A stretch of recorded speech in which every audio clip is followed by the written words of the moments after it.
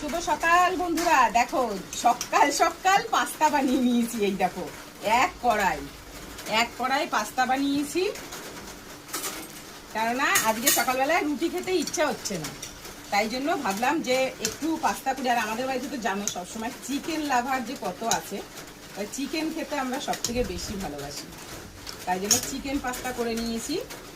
এবার দাঁড়া সব সাজিয়ে নিই।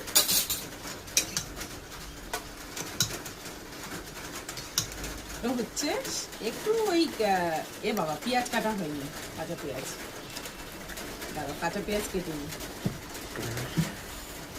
লা লা লা লা লা লা লা লা লা লা লা লা লা লা লা লা, ওরম তাকিও না। এই যে একটু সস দিয়ে দেবো, সস দিয়েই রান্না করেছি, পুরো রেসিপি দেবো তোমাদেরকে আমি কিভাবে একদম শর্টকাট টাইমে কিভাবে চিকেন পাস্তা বানালাম।